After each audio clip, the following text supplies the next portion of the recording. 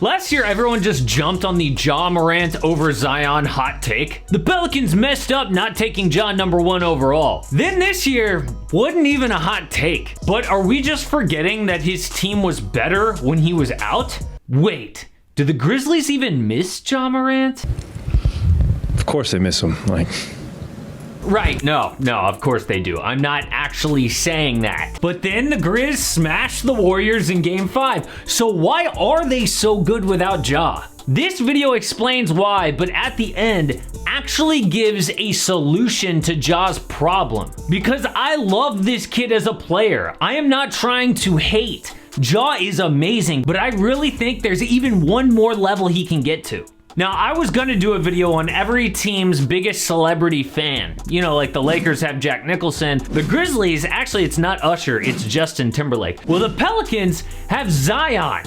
This guy is always on the bench, and that is the main reason that people pick Ja over Zion. But now, Ja is getting injured more and more. Every year, he has missed about 30 games. And before we talk about his main issue, we have to talk about health. I made a whole video comparing Ja to D Rose, and nobody actually wants to see them have the same career. It is so obvious that Jordan Poole had almost nothing to do with Ja's knee injury. If this is all it took to bruise his bone, then he is made out of glass. Instead, I think it was this play, where Ja bumped knees with Clay trying to contest his three.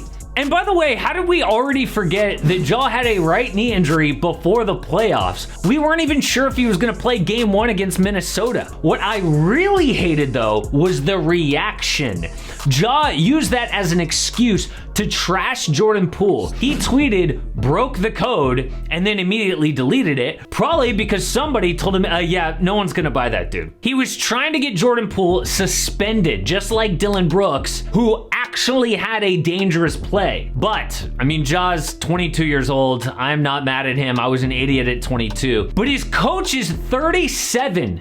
He was going after a dribble, and Jordan Poole actually grabbed his knee and yanked it, which kind of triggered whatever happened. So I'm actually going to be very curious to see what happens after that. That dude is actually trying to get a young player in his first playoffs suspended because his player has weak knees. It's wrong. However, Ja's bad health did teach the Grizzlies how to play without him. Dude missed almost a third of the season, and their record was 20-5 in those games. That's about an 800 win percentage. That's even better than the Suns this year. Some of that was weaker opponents. Some of it was like shooting luck. I get that.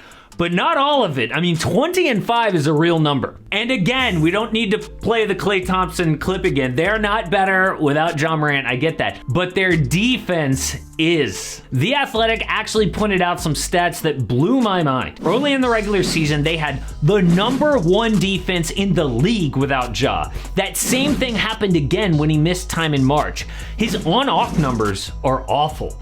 The 15th defense with Ja, and #1 when he's off the court. Ja, by the way, is super athletic. He is a decent man defender, but the NBA hasn't played one-on-one, especially in the playoffs. All you have to do is get him in a switch or make him help on defense, and he's below average. Any good playoff team will exploit the weakest defender like that, and it's exactly what the Warriors have done. Ja got lost several times in Game 1. In Game 3, they confused him with screens several times, and the man he was guarding, Andrew Wiggins, went an efficient 7 for 10 from the field. The Grizzlies' defensive rating those first 3 games with Ja would have been the worst in the league this year. Ja got injured, and their defense shot up to #1 in Game 4, and that's with the Warriors having a 37-point fourth quarter. I think part of the reason for this is Ja just gets tired. I mean, he's doing so much on offense, and his style of play is exhausting. And it's actually a problem for a lot of guys. Like these teams that rely heavily on one dude, like the Mavericks, for example,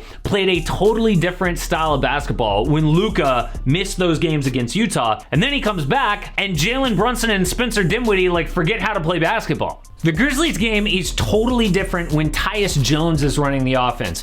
He's led the NBA in assist to turnover ratio 4 years in a row. They do not turn over the ball when he plays point. In game 5, the Grizz had just 9 turnovers. The Warriors had 22. Everyone gets involved in the offense and the defense, but Tyus Jones isn't leading anybody to a chip. Ja is the one who raises their ceiling, so he has to figure out how to tweak his game, and I have a solution.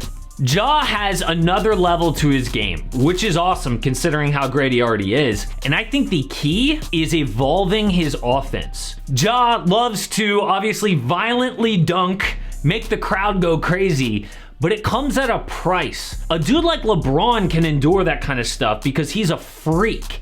Ja is too small, like D Rose. That kind of punishment doesn't last. The only exception, okay, might be Russell Westbrook. He plays violently, but he never had a major injury. The difference though with Russ is he weighs 200 pounds. When Ja came to the league, he was 175.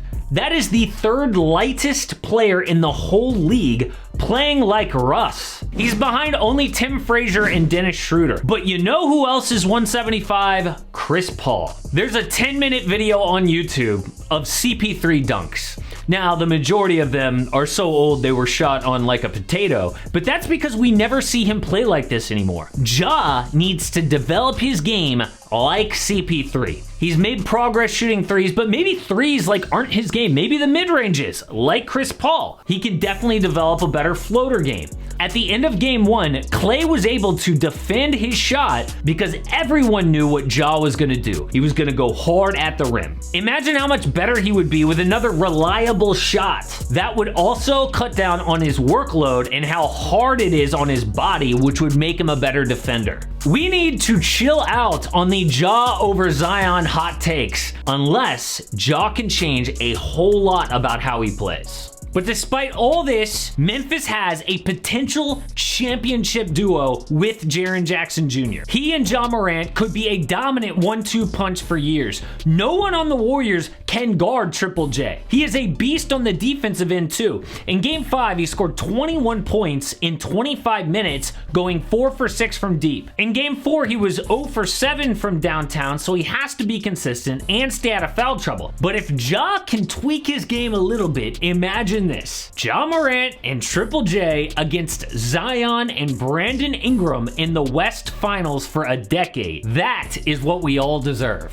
So the Memphis Grizzlies offseason video is coming up soon. In the meantime, please check out the offseason playlist. I'm trying to get to all 30 teams, kind of backing off on my promise to get to all 30 teams, but I'm gonna try. Here's the entire playlist, so check that out. Also, I don't know if you heard Shaq, but he's yet again disrespecting good young players. And when you really look at it, the real reason why he does this is pretty sad. I made a whole video about it. Check it out.